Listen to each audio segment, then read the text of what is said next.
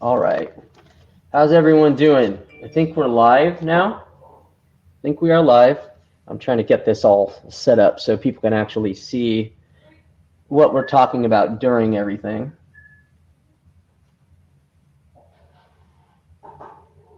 So how's everyone doing tonight? I see there's questions. Um, let's see how many people we got. We got quite a few people registered. Let's see how many people pop on. I can see the registrations. I can't see how many people are in here live. So if you guys can, feel free to shout it out. Yeah, maybe I'll give them a few minutes.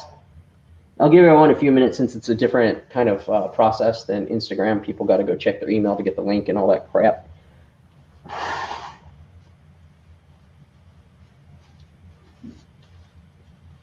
Natsa's on the way. So yeah, this is we're going to talk about the history of cannabis seed banks as we know them, right? A lot of people are familiar with seed banks as far as the attitude, more modern type seed banks, but this is an industry that goes back a long way, and yeah, so that's what we're going to be going over. I'm going to try to do most of the illustrating from my end, like the old seed bank catalogs. And Natsu's going to try to handle most of the talking, because I mean this is his specialty, right? Let's see if there's any questions I can answer real quick. Any chance you could get CSI on? I think it would make one of the best podcasts in cannabis history. I actually sent a picture of that comment to CSI, so he can see it himself. Let's see what else we got. Anything else I can answer? Hash plant to Neville. I'm sure not so remember that. It will be available to watch for a short period of time if you miss the live event. Hopefully we can record it. I have not watched the Tony Alva flick. I've been so busy with fucking moving and everything. What is the importance of Triangle Kush and the legacy heritage flowers? You know, it's gonna be a very relevant, important cut. I mean, OG Kush is the market, right? Personal favorite clone or line to come from Neville's work? I'll let Natsu answer that. I mean, NL5 Haze has the majority vote, I would say, but I'm a fan of Super Skunk. Ultra Skunk, Super Skunk.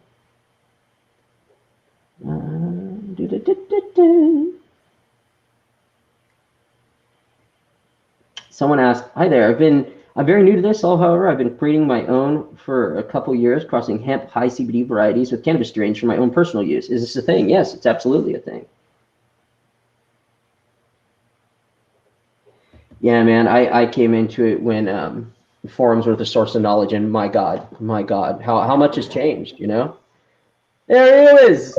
We are here. How you doing, bud? I'm good. It finally worked. Sorry, sorry everyone for the technical difficulties, but it appears that I can see my face. Can everybody hear me? Yeah, I think so. Can you guys hear him? Fantastic. I can see your hands, Matt.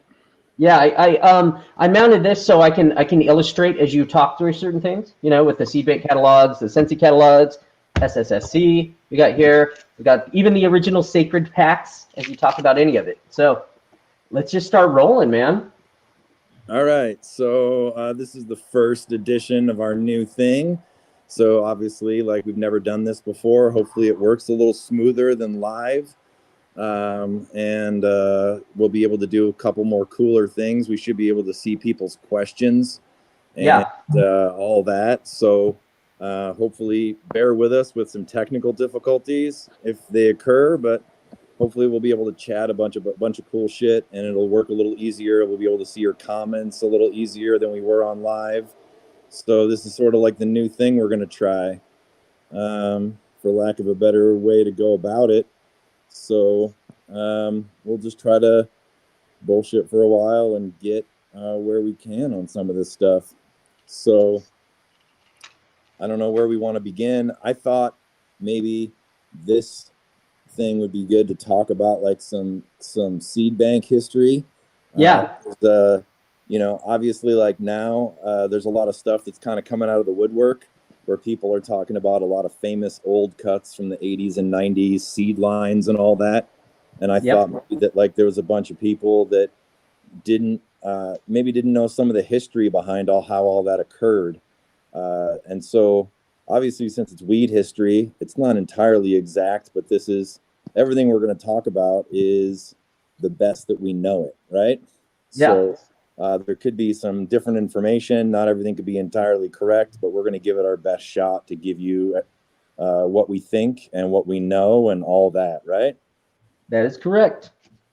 So that's the word. So the reason why we wanted to start with like sort of Neville and sort of Holland history is it's that's not where like seed history started. Obviously, like there was stuff going on in California. There was sacred. There was plenty of private breeders, but in Holland, that was sort of the first place where you could literally be a nobody and just send them money and get seeds, right? Yeah. Like kind of in California, at least from my knowledge and experience, you kind of had to know somebody. You kind of had to be connected a little bit.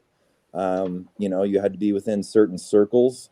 For instance, I grew up in the Midwest, and there was no access to seeds. There was no culture or anything like that. So the only places that we knew how to get weed were dead shows and Holland. And so you could mail order from Holland.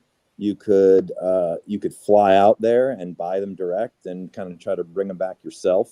So to me, that's kind of where like modern weed history, as far as like most people's access to it, begins. Right? Yes. If you were in certain circles, if you were in the Pacific Northwest, I mean, obviously it starts before that, but Neville put an ad in High Times in '84 or so, and that started what Matt's holding up right now is his '85 catalog. And because Holland's laws had changed then, they were sort of the first place that could like really make seeds available to everybody, right? So as a result of that, like that's where a lot of people got most of their seed stock. It wasn't from connections. It wasn't from friends. Those were small groups. Neville, SSSC, a couple other small places. They allowed everybody, people from Florida, people from Chicago, people from New York, people from North Carolina, Virginia, wherever, to just, if they had the balls to go there, they had the balls to order it, they could get it, right? And so that's where kind of like our modern story starts, and that's where like a lot of seed strains and a lot of lines that became famous to everybody, like Haze, Northern Lights, Skunk One, G13, Maple Leaf, all these things we talk about now that have become kind of legendary. It's really where like 99% of the population really first started getting access to it, right? And so Neville is kind of unique in cannabis history in that he had the balls to start it, and he sort of got to, as by the mid '80s, persecution in California and America in general had really kind of ramped up. It was the Reagan years.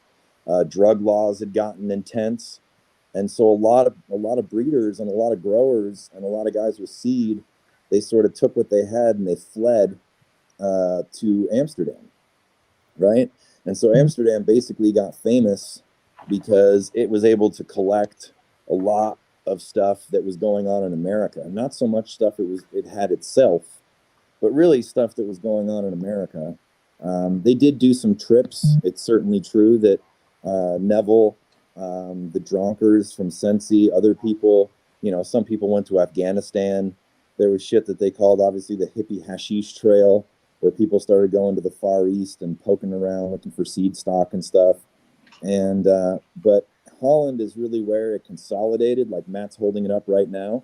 If you look on the left page that he has up, there's like an order form, right? And you could literally write down what amount you wanted of what strains, and you could send them fucking money, and they would send you seeds. And that was pretty revolutionary, I think, because that had never happened before. You couldn't just ask a stranger for a bunch of illegal marijuana beans and get a hold of them back then, right?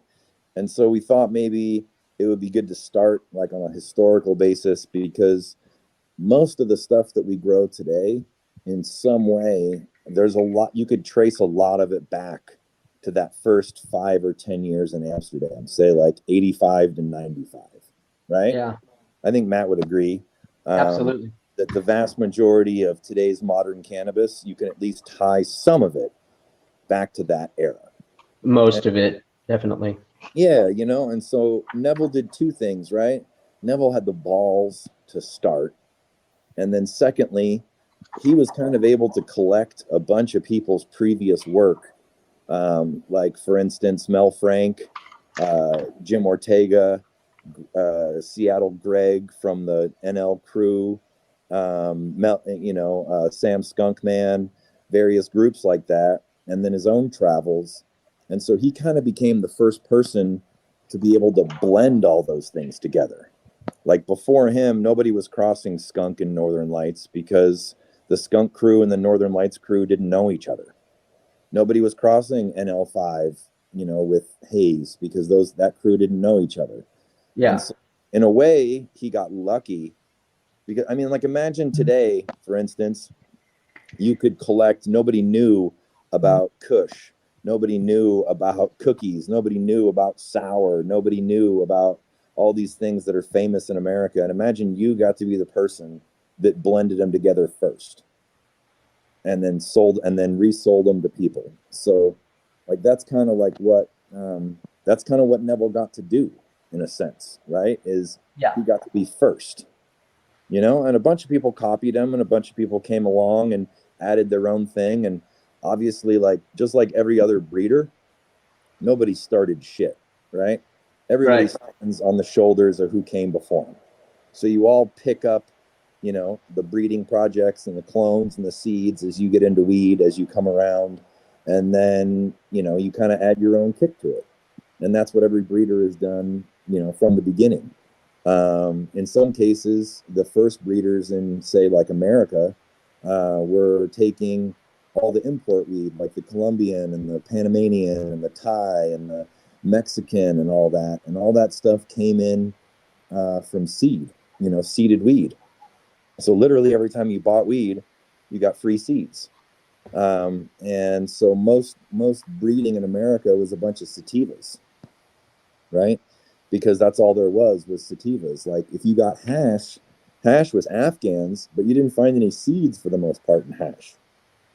I think this is a really super important part too, because most people that are around today don't realize that the influx of modern Afghanis and stuff happened more in the 80s, late 70s, early 80s, as opposed to have always been existing and always a part of the culture. Yeah, it changed. I mean, I would say, for instance, that like most things that people were growing in the 70s was a blend of sativas. Yeah. Because that's what everybody had access to, right? So, it'd be Mexican Colombians, and Thais, it'd be all these type of things. And Afghans were super fucking rare, like really rare, because somebody had to go to Afghanistan or Pakistan or one of those regions, get seeds, and they had to go in the 60s and 70s when travel took a long time, right? They had to go, they had to collect them, and they had to smuggle them back into America, either mailing them or on their person somehow, right? So, but there was literal tons and tons and tons of Mexican and Colombian and Thai and Panamanian and all these different Jamaican that was coming in bricks and stuff to America, and it was all seeded. So, that was kind of like and so as a result of that, most American breeding was like in core groups, right? It was just little groups of people, friend groups, extended friend groups, that type of thing, so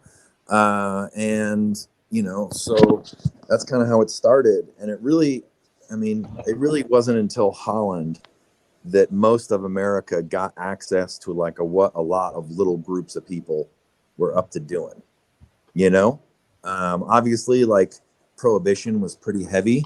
So, there was no way for you to know what Seattle Greg and the NL crew was doing in the Pacific Northwest. They were trying to avoid getting busted. Yeah, and Greg's commented several times that it was just like watching dominoes fall constantly, watching their friends get popped. it was sketchy. And so as a result of it being sketchy and you trying to be underground, right? That meant that most people didn't have access to what you were doing because they didn't want most people to know what they were doing. They had to hide it in order to be successful. There was some stuff going on in Mendocino County and Humboldt County and Santa Cruz and the Central Coast area that was mountainous, and people were getting away with pretty good sized things and breeding and stuff. But unless you were connected to those crews, if you lived in Nebraska, if you lived in Florida, if you lived in Chicago, like where I was born, or anything like that, you had zero access to those people. You had no idea whatsoever what was going on. You just had, if you were lucky, you got some imports. So the reason why we thought starting with Neville and starting with the seed banks is because Neville was probably one of the biggest reasons why we're all here. He sold when he started the seed bank, he sold millions of dollars worth of seed, millions of dollars. Millions. Yeah. All over America, all over. And so what he did is he gave thousands and thousands and thousands of people the ability to grow their own and the ability to get some of the best American genetics that were happening that people didn't have access to before. So, in a way, he kind of took a lot of very famous weed characters and he made their stuff famous.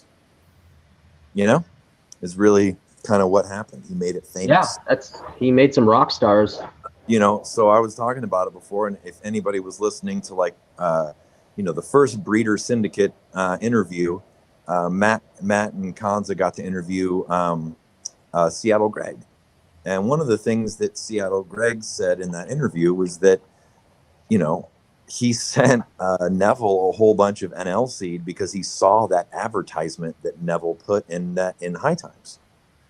He literally, reached out to Neville and, he sent Neville Northern Lights. And, within 5 or 6 years of that time, everybody in the Northern Light crew has gotten busted. And it would have been lost to time and nobody would have known anything about it other than some legends. But he had gotten it to Holland before they all got busted and lost it. Right. So, there's a thing when people are asking questions. I haven't gotten to the questions yet because I just been kind of rapping about stuff, but all right, keep going. There's a button where people can go and they can ask questions, and we'll try to get some of those questions answered a little bit later after we roll through some of this shit. And so, I'm in my mid 40s. So, literally, like I said before, I knew how to get seeds. I knew how to get good weed from Grateful Dead shows and Holland. And I went to Holland in 1994 and, I was able to, as an 18-year-old nobody, to just walk into various places and buy seed stock. I didn't know I knew barely anything about growing weed. I literally got my first seeds that I had access to because I could buy a plane ticket and I could fly to Amsterdam as a kid and I could buy seeds and I could bring them back to my spot and we could pop them and we could see what's up. Was it still super expensive for the time? Like, like modern times comparatively, how were the seed prices back then when you first flew over? Did you have to save forever? Or? So the funny part about it is that seed prices, like when you look in those old catalogs. Yeah, let's check it out. In all honesty, you see a lot of stuff for $50, $80, $150, $200, whatever. You have to realize the way money works right now. I'll just give you guys for an example of inflation. In 1994, when I turned 18, $20 back then would be worth $38 today. So seed prices have stayed amazingly stable over the decades. They really have. They really haven't jumped because if you think about it, if you were selling seeds at what Neville was selling seeds for, most seed packs should be between $200 to $400. Yeah. Just even to equate how much actual money Neville was getting for selling those seeds, right? And so, they've stayed pretty stable. I mean, obviously there's some people, there's cookies, there's some, when Skittles came out, there's some people that really profited off people's availability. They've charged, $500, $800, $1,000 a pack for certain beans. But, seed prices for most things, like if you buy stuff from CSI or you buy stuff from Riot, or other good breeders that we like Shaw and different people, they're amazingly competitively priced to today.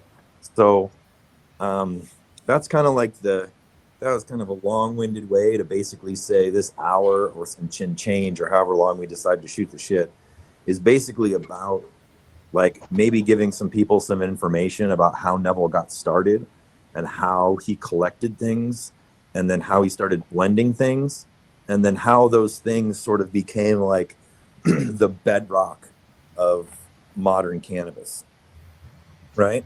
Yeah. Because he's the guy that really took it from very few hands, relatively speaking, to crowdsourcing it, if you will, to use a modern term, where all of a sudden a ton of people had access to it, right? And I don't think that would have happened without Neville and some others and Holland and all that. So maybe that's sort of the beginning, and we can kind of walk it through. So Matt right now is holding up the first actual real seed catalog, which has a bunch of cool pictures of Neville's Afghanistan trip. He's holding a bunch of hashish. He's hanging out with people in the tribal regions of Afghanistan. And, so basically when Neville first started, he didn't know shit of what he had, right? There it is. Yeah, he really didn't. He didn't know anything that he had. He was just collecting stuff from people, right? And he was starting to blend those things. And I would say it probably took him about 3 years or so of fucking around. 85, 84, 85, 86, going into 87, before he really started to figure out like what he had and favorites of what he had. And then kind of like 88, 89, 90, that's really when like the blend started happening that got made really famous. Like if you look in in the book, the very first book, in the Northern Lights, Greg and those guys sent him like Northern Lights labeled 1 through 8, but you weren't able to buy NL1 from him. You couldn't buy NL2. You couldn't buy NL anything. You bought a random assortment of NL that he had, because he hadn't had time to he inbred those things line by line, but it took him a few years to really figure out what he had, or then grow rooms of the stuff and even see what was in there. You got to realize too that like to him, these are just names that are coming in from these different growers. We have a lot of knowledge about what these things are supposed to be now, but he didn't have any. So in the first couple of years, there was a bunch of stuff in there that's weird, for lack of a better term. There's random Nepalese by skunks, Colombians by this, Africans Skunk by too. Yeah, there was just a bunch of stuff, because he was sort of reselling everything that he had, and he didn't really have a way to differentiate yet, so he was just experimenting. So you'll see a lot of weird things in there. Like there's a page, he's got some Thai by Afghani, New Mexico Afghani. He had stuff that you'd never see again, like Skunk 1 by NL9, I think, or NL8. He had Mazari that he got from his travels to Afghanistan. He had Nepalese, Purple skunk, Ruderalis. It was kind of just a grab bag in the beginning of just whatever, he was kind of collecting from all these different breeders, right? And they and also just to go back for a second, just to give people an idea. So he was collecting all that. Seattle Greg sent him, I believe, NL 1 through 8, according to Neville, and Greg, and David Watson, who people call Sam the Skunk Man.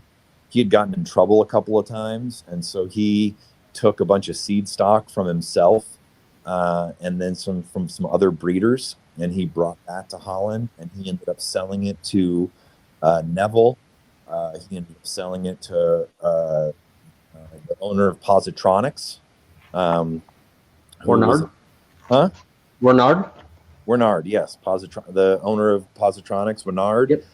He ended up just basically, he had a couple kids or whatever. He was kind of brokish. And he ended up going out there, and he gave Neville Skunk 1 and Hayes from himself. And then he was friends with Mel Frank, and Mel Frank had given him Afghani 1 and Durban Poison. And then another breeder in the Bay, who we don't know his name, had given some other Afghans and stuff like that. And so 85, 86, Neville was basically just reselling a bunch of stuff that he was collecting, a bunch of different breeders that he had gotten in touch with, either people who had flown out from America to Holland, or had reached out to him through his advertisement like Greg did, and started making connections, right? So that's kind of the beginning, really. So I don't know. I've been talking for a while. I don't know if Matt, if you want to throw in any comments onto that, or we want to start back and forthing on some stuff. But Well, let's start going over some of the baselines that came out of the seed bank era. Some of the baselines that we see in a lot of modern cannabis lines today. All right, so maybe we'll start. With something simple like Northern Lights. Yeah. So, like I said, if you look in the '85 catalog and you look in the '86 catalog, I'm not sure, maybe even the '87, but my memory fails me slightly. I think you really can just buy Northern Lights. Yeah, this one says Cannabis Indica Northern Lights in the '86, and in '87 it just says Cannabis Indica Northern Lights as well. Just says Northern Lights. So he got it in '80. He placed that ad in '84. He got the seeds sometime in '84. We're not exactly sure when. And yeah. he started growing them out, and he started keeping the lines separate and interbreeding them, right? And so if you guys listened to the podcast with Greg McAllister, Seattle Greg, as we like to call him, and he basically said that, like, the NL1 and the NL2 and the NL3, those were all pretty predominantly Afghan. They were rated by height and length of flowering time. And then most of the other NLs were those couple Afghans, either 1 or 2, blended with basically every sativa they could get their hands on. Hawaiians, Colombians, Thais, Mexicans. So it was really a hodgepodge. And Greg has mentioned that they were really scared to keep notes, and they were really scared to lay out exactly what they were doing. So a lot of those lines are kind of lost to time in terms of what their exact makeup is, because those guys didn't even want to keep track. They were just trying to find good weed, right? So yeah. Some of them is a mystery, but if you look in those first few catalogs, like I said before, you can find, Skunk 1 by NL9. You can find, 5x8, if you will. You can find a bunch of different things. And he started breeding them together and combining them, in various different ways. And even in the beginning, right? Everybody's familiar, most people are familiar with what he ended up using, which is one of the things that became pretty famous, which is NL5 by NL2. But the first year he offered it, he reversed it, and it was NL2 by NL5, because he hadn't really decided yet on what worked for him. So after a few years of fucking around with NL, he basically realized that NL1 bred pretty true to itself. It was pretty close to what we call Steve Murphy Afghan, which is basically the Afghani that sort of got the NL line on its way. He got these Afghan seeds from this guy named Steve Murphy, who wrote a couple cannabis books in the mid 70s. And this was sort of a wide-leafed, short, squat, kind of bubble-like lowland Afghan. Leafy, frosty, resinous, short, quick flowering, thick, dense, that type of thing. And then the NL2 was, more of a Kush type. It had thinner leaves. One thing that people should know is like Afghanistan has an enormous amount of height variation depending on where you grow. So some of the stuff like the Mazars and some of the regions might only be like 1,000 or 2,000 feet above sea level. But then when you get up into like the Hindu Kush region is the second highest mountain range next to the Himalayas. And a bunch of those Afghan farmers were growing at like 6,000, 8,000 feet, these big, tall valleys in the middle of nowhere. And so those leaves were kind of much skinnier, much thinner. Think about like everybody's pretty familiar probably with like the way that like what modern Kush looks like. And it's like that skinny 3-leaf, with different nugs, where like the lowland Afghans were sort of like thick, feathery, denser, looser, more leafy nugs like Matt's holding up in the picture right there, right? Yep. So I think it's 89. Is it 89, the first catalog, Matt? Where all of a sudden he had figured out which NLs really worked for him, which ones were stable, which ones gave him good breeding work. And after getting all those NLs, all the NLs pretty much disappeared, okay, from Neville's catalogs, except for he offered NL1 F3. He offered NL2 F3. Okay. 5x2. And then he grew up a bunch of 5. And since 5 is so famous, maybe we'll chat about that. There's this dude named Kirby who took Steve Murphy's Afghan and he crossed that to a Hawaiian, which he said was a Colombian by Mexican, right? And and he gave that to Greg, and Greg sent that seed line out as one of the 1 through 8. Well, Neville grew a bunch of that out. And obviously, if you're growing a bunch of Afghan by Colombian by Mexican, you're going to get a bunch of a variety and chaos. Okay, so he found this one. Maybe if you want to show that one NL5 pick again. Yeah, let me find it. So within the first few years, he grew up a bunch of this NL5, and most of it was a chaotic mess, Afghani sativa blend all over the place. But that picture that you guys are seeing on the left, he found this one, he called it like a throwback plant, right? And he found this one plant that was almost pure Afghan, super frosty, super resinous, didn't taste like much, super low terps, but it had great structure, it had a great buzz, and he loved it. And so I think by 88, 89, 90, the only thing that Neville was really breeding with was you could buy NL1, you could buy NL2, and he had one cut that Matt just showed of the NL5, right? Yeah. You got to realize for a second that in America, Greg, guys, they didn't have Neville's NL5 cut. They sent Neville a cut of their favorite, but theirs was a hybrid. Theirs was that blend. It was an F1 hybrid of Steve Murphy Afghan by Colombian and Mexican, right? That's correct. So, there's a lot of confusion about NL5, and we have this thing that we call pre, where a lot of people like to talk about how they have seeds or they have cuts like from the earliest possible time that you could have the cut.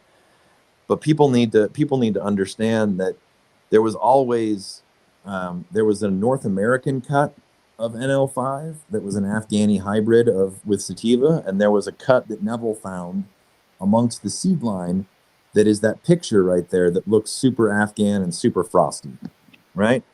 And so by 88, 89, almost all the NL you're going to get is he used NL1 and NL2 as males, and NL5 was always the female.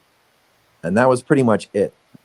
After 3-4 years of breeding with NL, he had decided that most of the hybrids that were with sativa that Greg had sent were a fucking mess and hard to breed with and didn't breed consistently, right?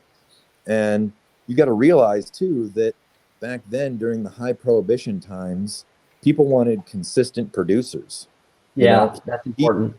He used to joke that if he gave you some kind of white hot fire, but it yielded 10% less, you'd be pissed.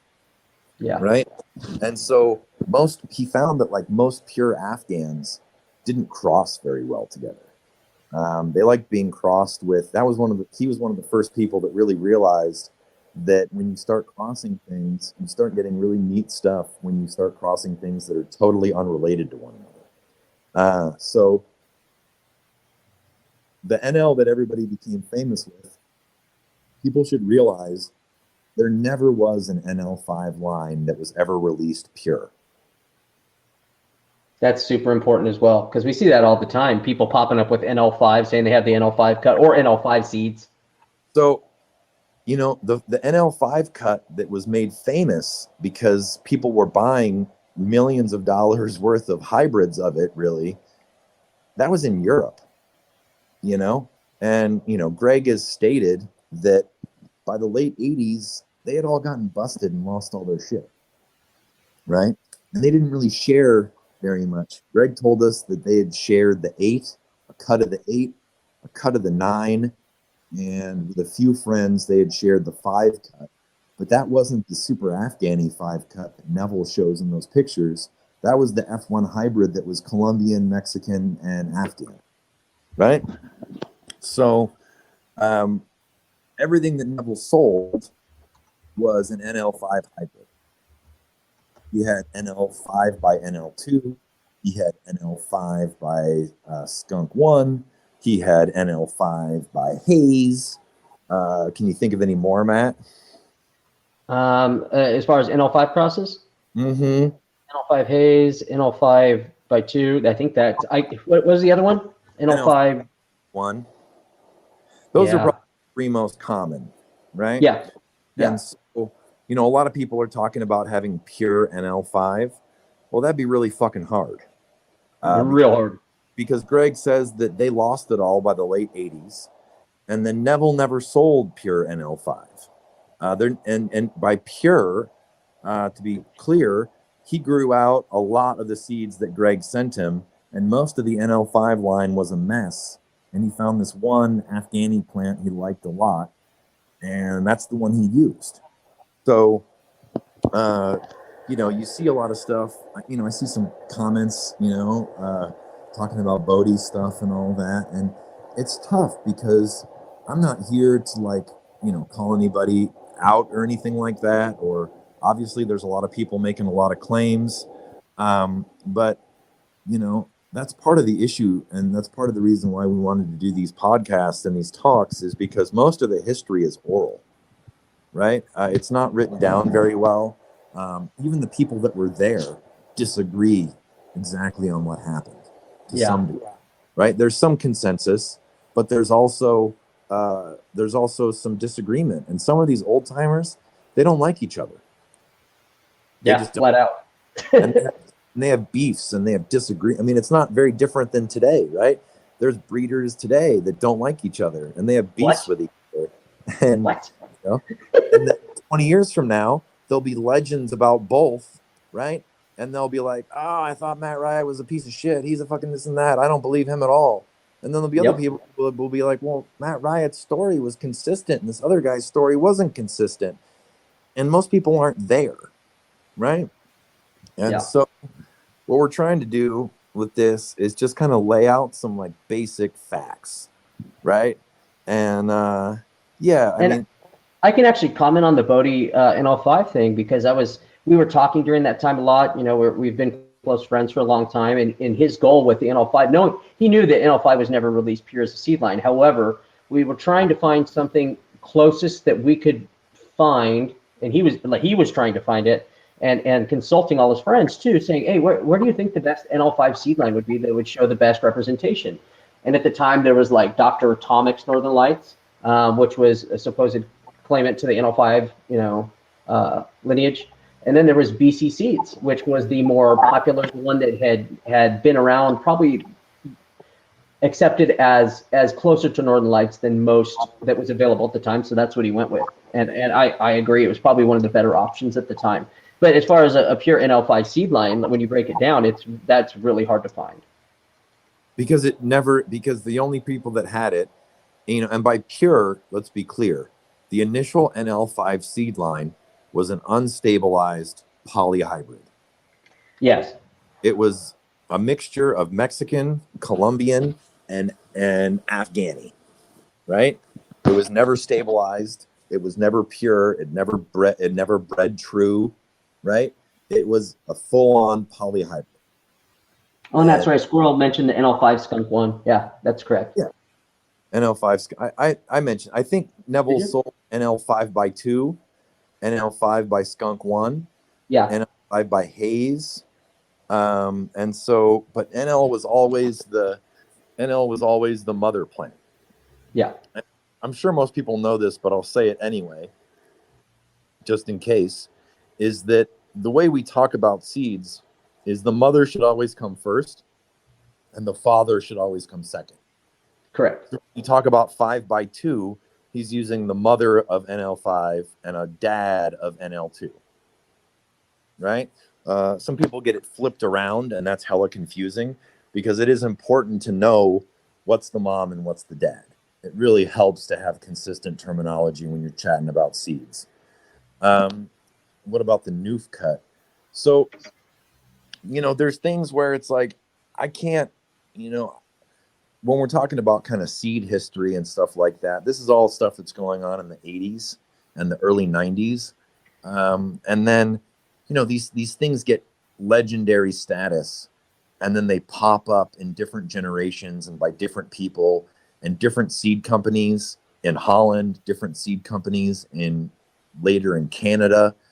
They start popping out, and I can answer that one actually real quick.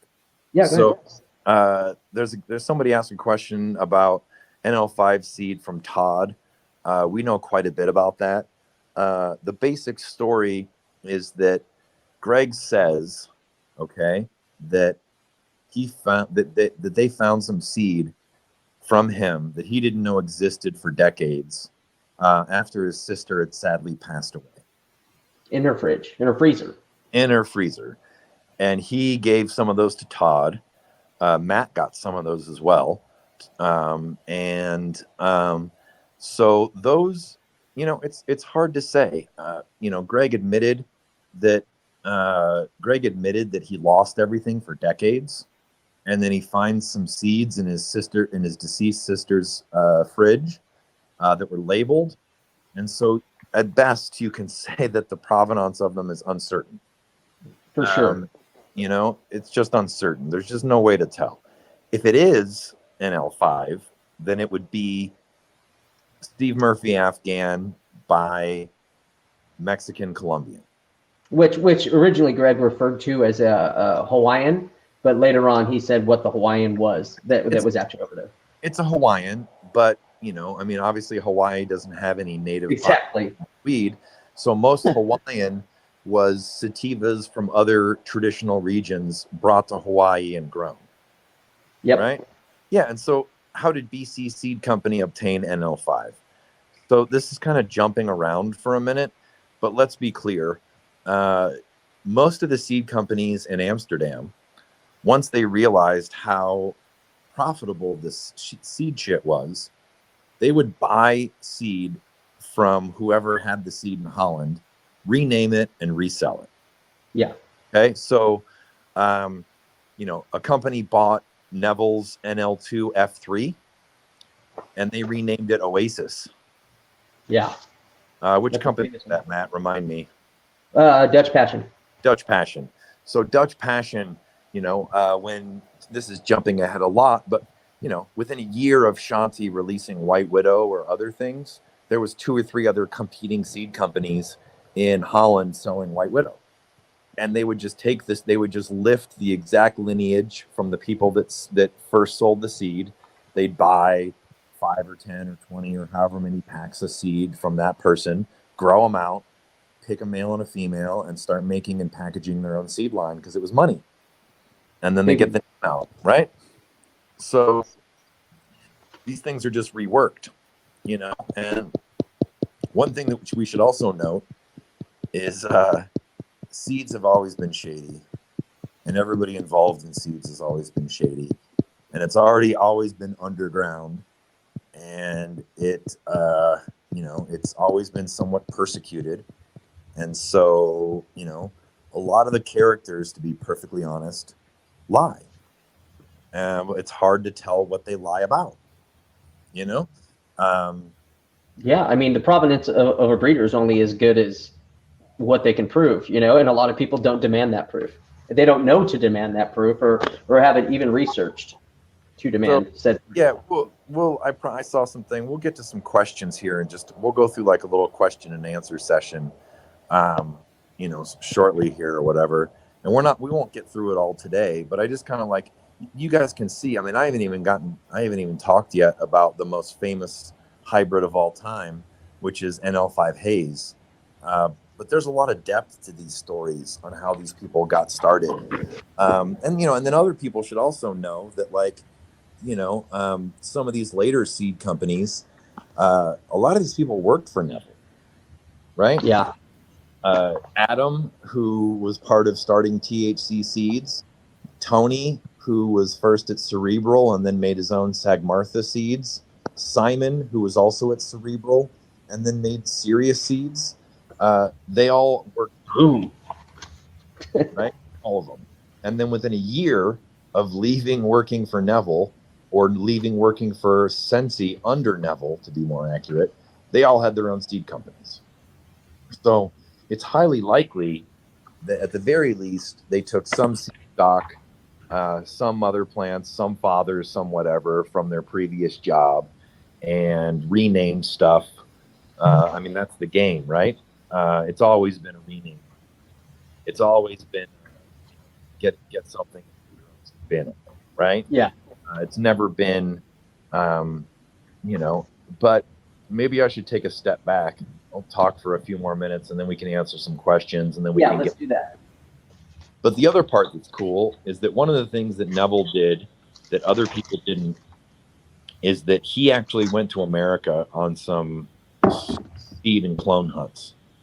And there's a dude who has written, most people probably know exactly who this is. He's one of the people through his books that taught me how to grow weed. There's this dude named Jorge Cervantes. And Neville met up with Jorge Cervantes on one of his trips back into America. And Jorge had new breeders. Maybe breeders is the wrong word. They knew growers at the very least. They knew growers in the Pacific Northwest region. And Jorge hooked him up with the G13 cut and what became known as the Pacific Northwest hash plant. That's right. Let me find a picture. And so certain people gave Neville a bunch of seed lines, but then there was things like the Pacific Northwest hash plant, the G13, stuff like that ended up just being straight cuts that he purchased. George wasn't somebody. He used to go by a different pen name back in the day. He hooked up Neville with those 2 cuts. And really all we know is that Neville paid $500 for the G13 cut, and it came out of Oregon. And I don't know how much he paid for the Pacific Northwest hash plant. Not sure. But he paid for that, and he sent both those things back as cuts. Right? So, he kind of collected over the first 5 or 6 years he was in business through some travels, to Afghanistan, from meeting up with American breeders, to going to America and buying cuts and seed lines. We haven't talked about that, but there was this very mysterious character named Jim Ortega that gave him seed lines that became super famous: the garlic bud, the Hawaiian indica, the maple leaf indica, and the Kush 4. And those ended up, a number of those ended up in a bunch of Neville projects.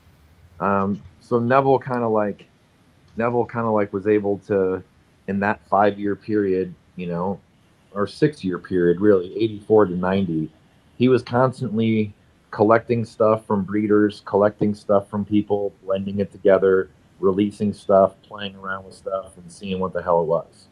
Is kind of how it got started, in a sense. You want to add any of that shit, Matt? Actually, this is harkening back to people were asking about the BCC company and their sourcing. I actually found something in reference to just that real quickly. This is the Dr. Atomic one, so it's going to be the Hemp BC Seed Bank, I believe. And they don't really give an exact anything on how they sourced it, but it does say this state-of-the-art indica is a result over 20 years of selected inbreeding. They pretty much took Neville's description. The buds are extremely frosted. Then they actually sold an NL5 Hawaiian indica, NL5 Haze 1, Hawaiian Haze. But again, it didn't say anything about the sourcing of their NL5, and they couldn't have possibly been around for it. So that's a lot to digest, and it kind of gives you like a super general overview of like what Neville was up to, and some of the people he was collecting from, and some of the things that he got. Maybe we'll pause for a second and we'll hop over to the votes. And we'll answer some questions. Here, I'll read them off to you so you don't have to read them. No, I got them in front of me. It's pretty easy. Okay. This app that I downloaded works pretty well. Awesome. So, the first question that got a bunch of votes is getting CSI on here. CSI is, I could probably safely say, he's a good friend of both mine and Matt's. We both chat with him fairly often. We're all good friends. It's certainly possible that we could convince him to come on one of these in the future. He's not quite as talkative as Matt and I am, and he's a little shy. But he has done it in the past, and it is entirely possible that we could get him to do it. He's a wealth of knowledge. People call him Inspecta for a reason. He's got a really curious mind. He pokes and pokes and pokes and tries to figure out knowledge, kind of like the rest of us. Everything I just said that I rambled on about for forever, it's the result literally of years of talking to people, years of researching, years of, Matt got to talk to Neville quite a bit in 09, 10, 12 years ago or so, and got a bunch of emails and various kinds of communication. There was a couple of year period on Mr. Nice forums, which is Shanti Baba's site, where Neville was actively posting and answering a bunch of people's questions. There's friends of his that have contributed. There's enemies of his that have their own various stories and stuff. And so all this stuff is not easy to find. It's not in any one location. It's all sort of a conglomeration of just a lot of work. And CSI it crashed. People that he puts a lot of effort. He cares about history. He cares about knowledge. He cares about the oral history. I can't say when, but we can try to get homie on here and see if he wants to chat about various things. The next question is, we have, like I said before, we have no idea who passed the Pacific Northwest hash plant to Neville. Do know that Jorge arranged. Yeah, that's right. Jorge did arrange that exchange for the PNW hash plant, right? He did. He get the hash plant plan the other two. So it's not public knowledge who gave it to him. We just know it came out of the Oregon, Washington State area. There was growers that Jorge knew that he was able to hook up with Neville, and Neville bought them from them. So their names are not known to my knowledge, whoever they were. And the Maui cut that I have. So the third, that question and the next question, what seeds did I buy in 94 and did I find anything decent? And the Maui cut are both related. So I was dumb and I was 18. And in retrospect, I went there and I bought a ton of seed. But sadly, I only bought 1 or 2 packs of like 15 different things. And not realizing at the time that I would have been better off buying, say, 2 or 3 or 4 things, like 5 or 6 or 7 packs of each, and actually get like 20 or 30 or 40 females of each one. Instead, I bought a bunch of random shit. I bought stuff from Sensi. I bought some stuff from, I'm trying to think now. The easiest way to put it is I didn't find anything that was worthwhile on that trip, except for I was at the Gray Area coffee shop and I was smoking a joint, and we were young, and this old timer was sitting down next to us. And I mean old timer in the sense he probably looks something like me right now. He was probably in his mid 40s, a little gray, whatever. And we were smoking and we were young and we were all 18. I was there with some friends of mine. We were like all 18 to 20 or whatever. And we were all hippies, deadheads, this mission to buy seeds and smuggle them back so we could grow. I had a huge scene. I had a 2-lighter at the time, so really major player. And I was sitting down next to him, this old guy smoking weed, and we were telling him our story. And he told me that he was from Hawaii and he'd lived there since the mid 70s. And every few years he came out and traded seeds with some of these guys in Holland, and brought them back and tried them in Hawaii on Maui. And it wasn't a very long conversation. We drank a cappuccino. I didn't ask him that many questions. We smoked a couple joints together and a little hash or whatever. And then at the end of it, he was like, well, I'm super stoked you kids are out here trying to find some weed. And he's like, why don't you try a little bit of what I do? And he put a handful of seeds in my hand. And one of those became the Maui cut. I stupidly didn't make any seeds. That era, I wasn't even attempting to breed yet. I was just trying to find a good female to fill my 2-lighter. So I didn't ask him any intelligent questions about it. And so I call it the Maui because that's the island it came from. And that's the only thing I know about it. So Shit's gorgeous, though. Yeah. So really, the first time I went to Amsterdam probably 2 or 3 times between 94 and 03, probably 2 or 3 times a year. I went to like 3 cannabis cups in that time. And I would go in summer. But I'd try to go a couple times a year and buy different seeds, talk to breeders, talk to various people, learn as much as I could. You got to realize back then there was no forums. Everything was just in books. Information was pretty hard to come by. Information was rudimentary, really. The way the information flows now, I wish that I could have listened to somebody like this to shoot the shit about weed. But it was pretty hard to come across. So the only thing I found on my 94 trip that I kept was a gift. Everything I bought was, I don't want to say it was bunk, but my 18-year-old knowledge, I didn't keep any of it. So I still have that cut. It's still grown in Mendocino County by others. It's a great outdoor plant. It has a bunch of Might be in some popular strains that are around nowadays. Possibility.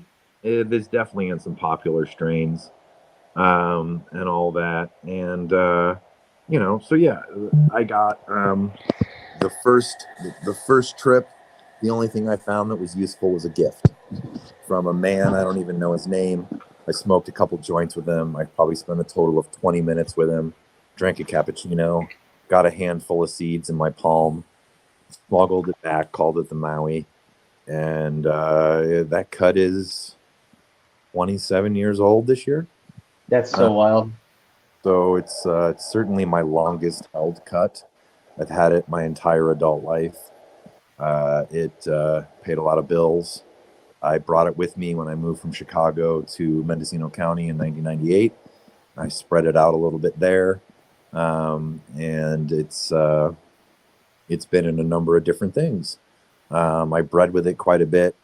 I gave some hybrids that I had made of Superdog, which is another story that we've talked about before, but Superdog by Maui, I gave a bunch of that to Mandelbrot. Mandelbrot found a pheno in that he called the Truth, and then he bred with it in some of his own lines and stuff. And so she exists in various, she still exists pure with me and some friends, but she also exists in some other people's work. She might exist in some pretty famous things at this particular time, but that's kind of how cannabis is, So, how long have we been talking, Matt? It's right about an hour. I got an idea. I was going to do a giveaway tonight. I think probably since we're touching on the PNW hash plant, I'll give away some of the seeds to the person who asked the question that got the most upvotes. So whoever Billy is, send me an Instagram message, and I'll send you some of the PNW hash plant crossed to Blue Bonnet.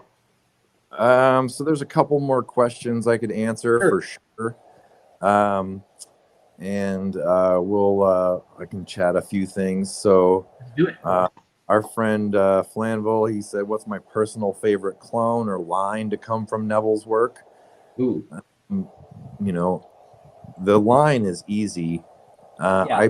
I personally think the most famous hybrid ever made and the most successful cannabis hybrid that's ever been sold is Northern Lights 5 by Hayes. I think it's I don't think there's another line that's more famous. Probably not. If you're looking at the catalogs right out there on top in the 1990 catalog, that's that picture of NL5 Hayes. Do we know which one it was? It's A2. It's A5. A52? A52. Yep. There it is. That's the mother of Neville's Hayes. That picture right there, that's the mother of Neville's Hayes. That cut is still alive. It's both in Europe and it's floating around with a select few people in America. It was found in '89 or something like that, so it's super old. And look at all that leaf resin. Damn.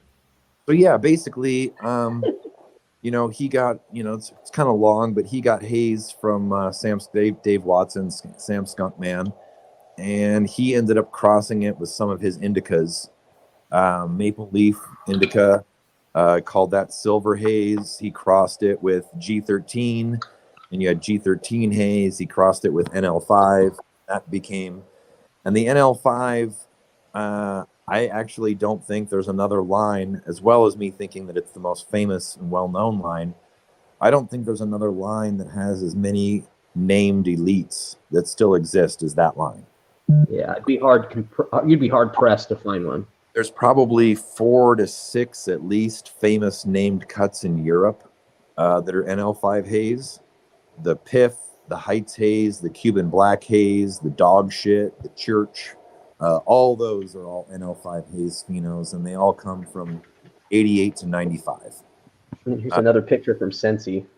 So it is.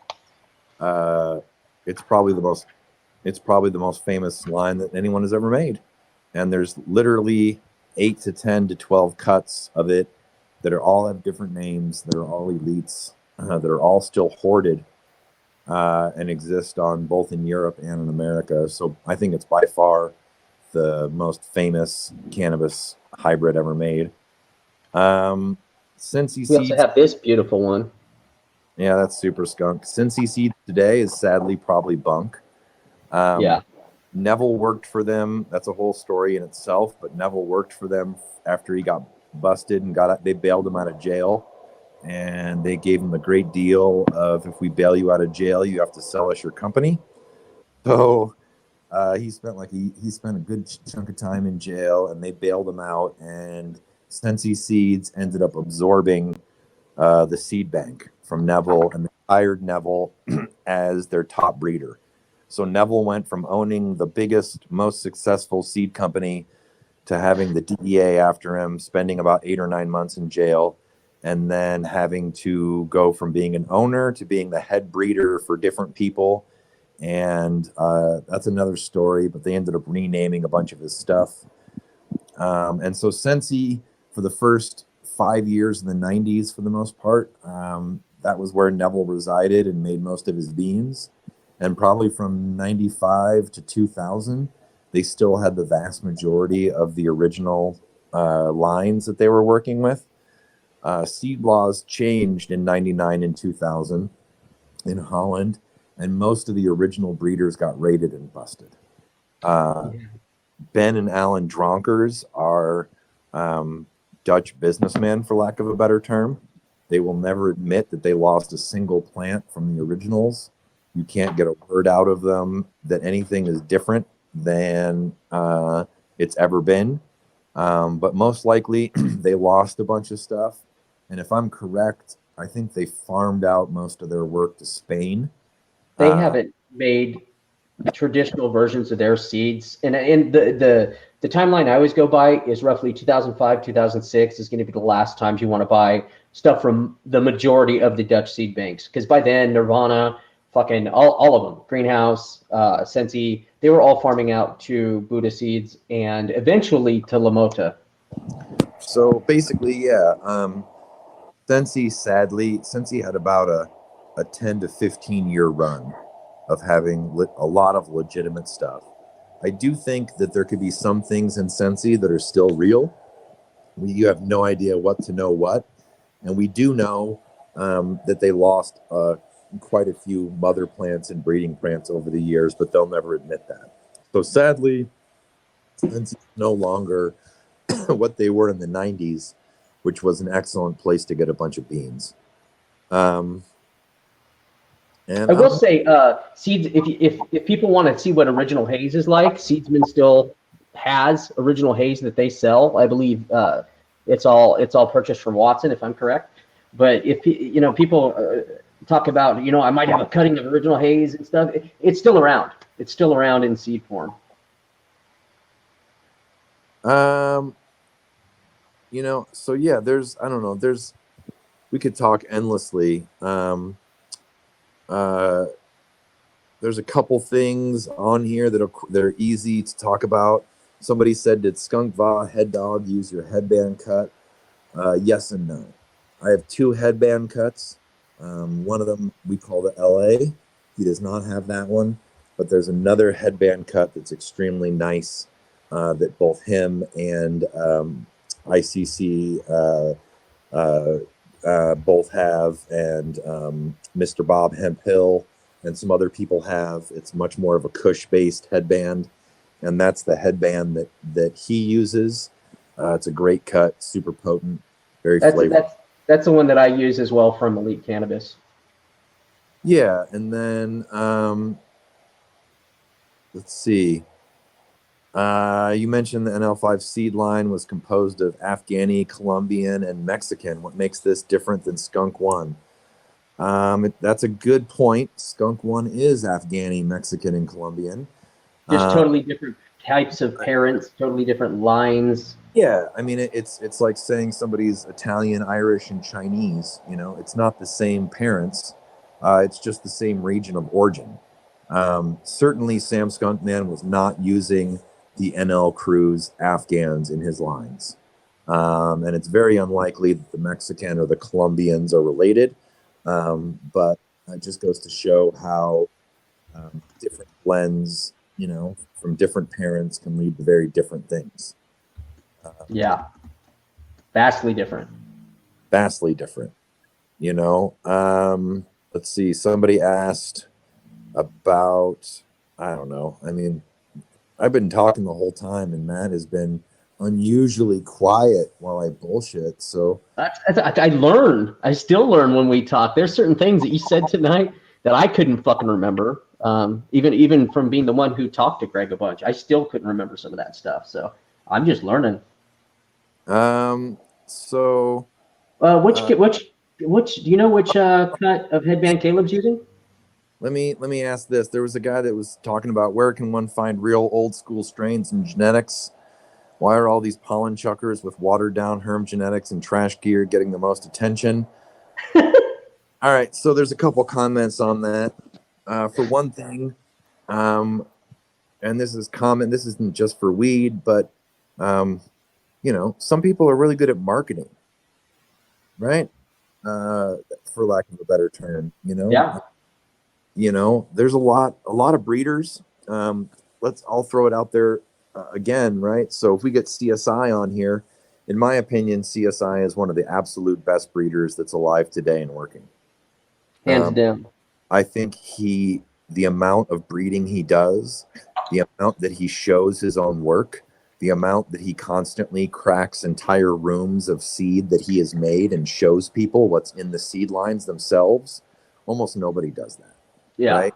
No, almost nobody shows as much of his own work in pictures, and you can just watch him grow after grow after grow after grow after grow after grow on IG for years, just posting tons and tons of pics of, most breeders don't test their own work at this particular time.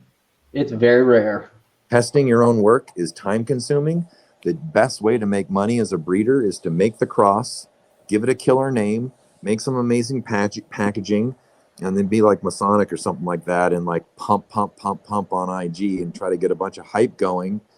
And growing it out and testing it takes time, money, energy, space, power bills, all this different stuff. And so, um, but the reason why I mentioned CSI is because he is absolutely terrible at promoting himself. He is a phenomenal breeder that doesn't really self-promote the way other people do, and so you got to separate marketing from talent, right? The other thing I should say about that is that when people talk about herm genetics, people act like herms are a bad thing, right? And they're not. I said this on the live when Matt and I were chatting before. Anybody that thinks that herms are bad is tripping, Yeah. right? Herms are inconvenient in today's marketplace. Obviously, having seeds and stuff like that isn't the greatest. So, herms are just a genetic trait that enable a plant to create seed in the event that something weird happens and they don't get pollinated in order to continue the species, right? From a breeding perspective, they're quite convenient to the marijuana plant.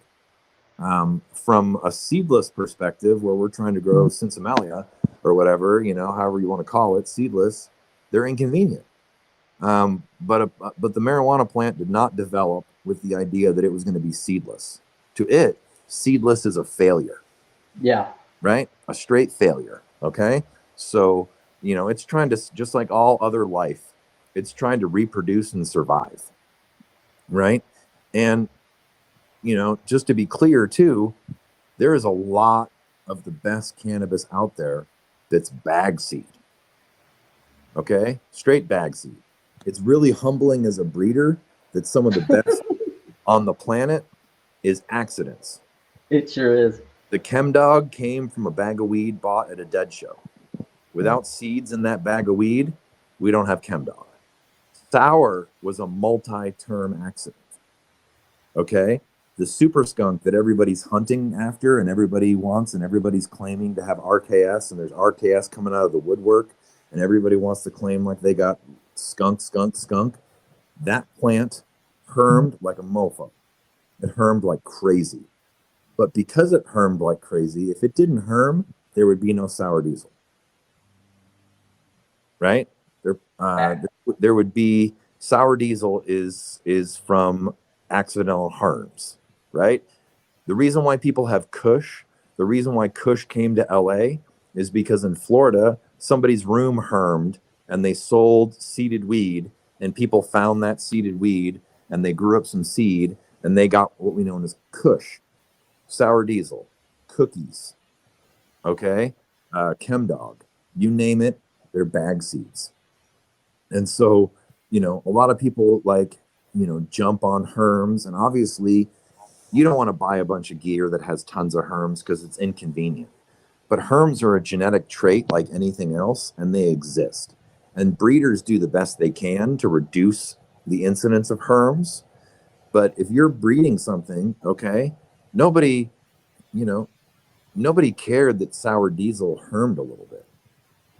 It was fire weed. Yeah. Right? Tasted great, got you super fucking high, lasted a long time, burned great. It's a herm. Kush came from a herm. Cookies came from a herm. Multiple herms. So a lot of the backbone of cannabis and a lot of the absolute most famous lines were not created intentionally at all. They were accidents that happened in people's rooms. And so that doesn't mean that like you want to get a bunch of hermy gear that sucks and makes your life crappy, right?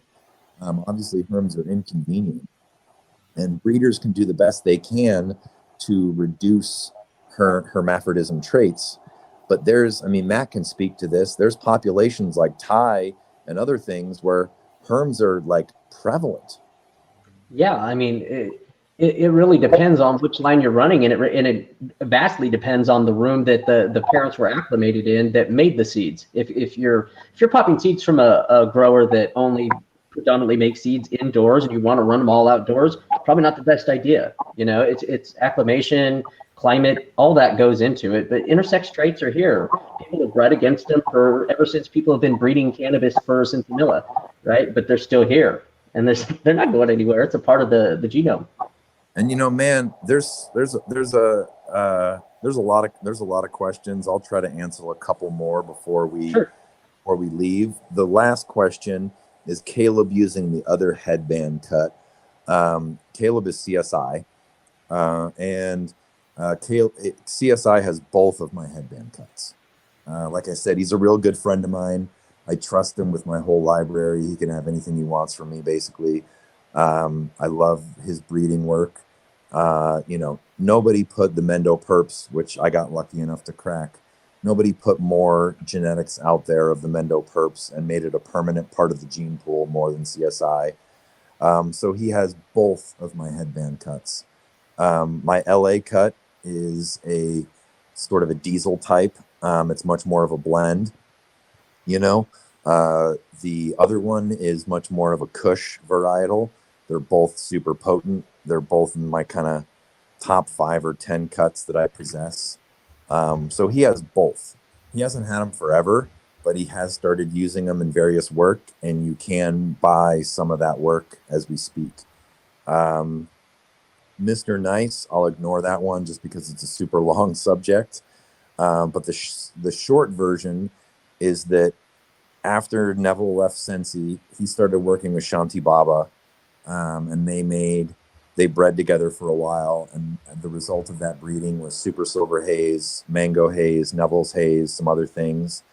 And Neville was hurting for money, and he sold Shanti for a good chunk of loot, $250,000 or something. Most of his seed collection from the seed bank era in the 80s, unreleased stuff, various lines and things like that.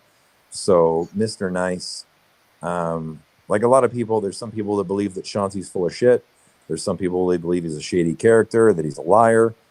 But it's indisputable that Neville gave him a lot of real parents, and Neville gave him or sold him his seed collection. So there's not very many people that have indisputable evidence that they have a bunch of access to the old things, and he's one of them. That being said, there's no way to verify what he has and what he doesn't have, and so there's a lot of debate on what he has, and there's disagreement, and some people think he's full of it, some people think he's got all the white hot fire. The truth is probably somewhere in between. I'm sure he has some of Neville's old work. I'm sure he has a bunch of Neville's old seed. It's hard to say exactly what he currently has and what he doesn't, but his provenance and being able to access it, I don't think is in dispute. Would you agree with that, Matt? Oh yeah, for sure. I mean, Neville I mean, at the very end, it's not talked about a lot, but he felt like Shanti Baba might owe him some more money, even though it wasn't in the agreement, because he had done so well with Neville's lines. So Neville obviously felt that his lines were being used correctly and making tons of money with them. There's another thing about Australian bastard cannabis at CSI. I'll just say that real quick. I don't know that much about it. CSI is a true breeder. He's really interested in freaks. He's really interested in genetic oddities. And if nothing else, ABC is extremely odd in the way that its leaves form and stuff like that. And, a lot of stuff right now is really bottlenecked. People use the same 30, 40, 50 cuts over and over and over again. And so at the very least, when you buy ABC work, you're getting something that is genetically unique so far. And he's certainly widening the gene pool of available cannabis by making it available to the public. It is probably one of the first lines in a long time that's totally unique from what came before. And it's valuable just for that. And it's an ongoing project that he's putting a bunch of time into. And I'm sure over the next 3 or 4 or 5 years, we'll see a bunch more work from it. Matt can comment on this too, but he's really just been getting started with his own work on it.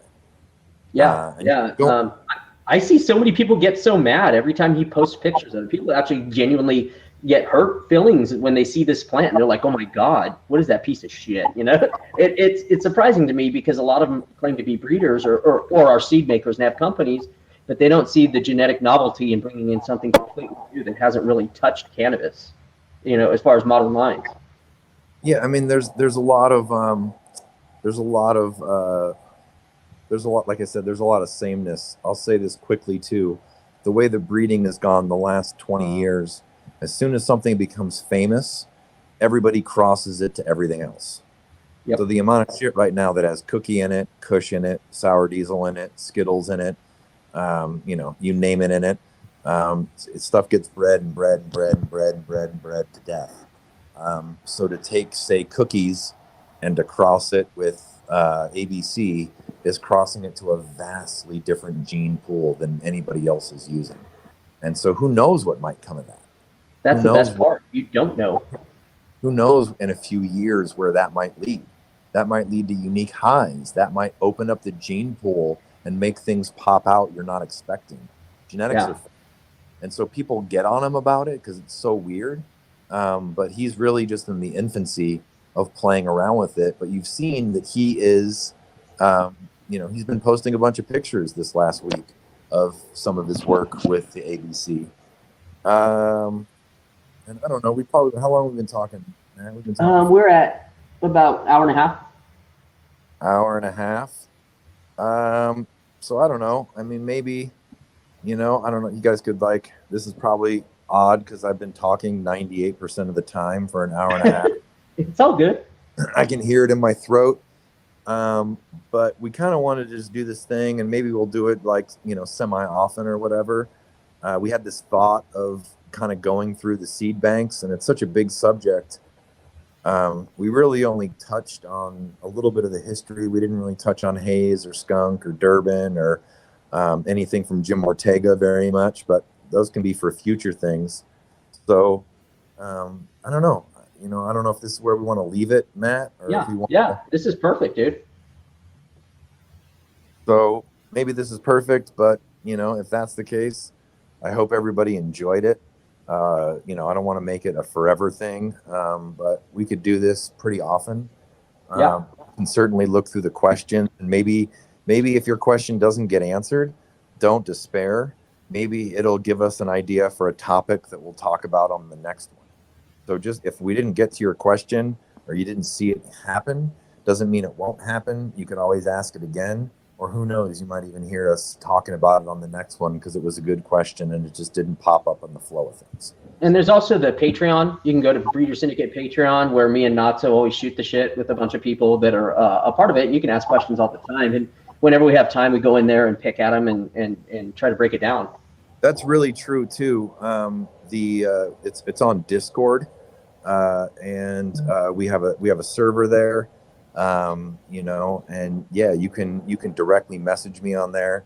I generally answer. Sometimes it takes me a minute because, you know, I do things and get busy or whatever, but Matt and I are both pretty active on there, and we do bullshit a bunch, and it's a lot easier to ask away and get responses on there. So feel free to join that. And really what all Matt and I are trying to do at this point is just get chunks of history and chunks of knowledge out there to the larger public. This is kind of this weed life. This is what we like to do, is what we like to talk about, you know, and pontificate on or whatever. So I hope everybody enjoyed it and learned a couple things, and I hope it continues and all that. So yeah, I think that's it. I think we should cut it and we'll go from there. Yeah, sounds good. Thank you everyone for showing up. Whoever Billy is, who asked that question, that got the most upvotes, send me a message and I'll send you some PNW hash plant Blue Bonnet that's unreleased. You guys, thanks so much, Natso. Good chatting.